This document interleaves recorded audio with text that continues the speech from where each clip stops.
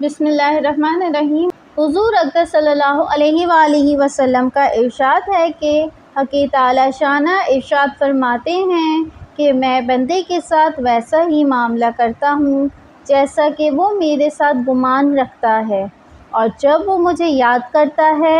تو میں اس کے ساتھ ہوتا ہوں۔ پس اگر وہ مجھے اپنے دل میں یاد کرتا ہے تو میں بھی اس کو اپنے دل میں یاد کرتا ہوں، اور اگر وہ میرا مجموعے میں ذکر کرتا ہے تو میں اس مجموعے سے بہتر یعنی فرشتوں کے مجموعے میں جو معصوم اور بے گناہ ہیں تذکرہ کرتا ہوں۔ اور اگر بندہ میری طرف ایک بالش متوجہ ہوتا ہے تو میں ایک ہاتھ اس کی طرف متوجہ ہوتا ہوں، اور اگر وہ ایک ہاتھ بڑھتا ہے تو میں دو ہاتھ ادھر متوجہ ہوتا ہوں، اور اگر وہ میری طرف چل کر آتا ہے تو میں اس کی طرف دوڑ کر چلتا ہوں۔ ایک صحابی رضی اللہ عنہ نے عرض کیا، یا رسول اللہ،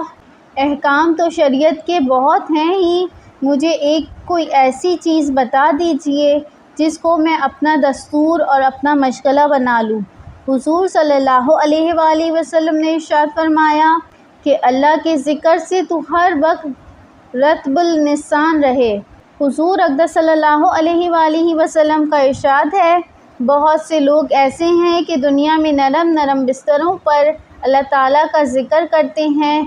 جس کی وجہ سے اللہ تعالیٰ شانہ جنت کے اعلیٰ درجوں میں ان کو پہنچا دیتا ہے۔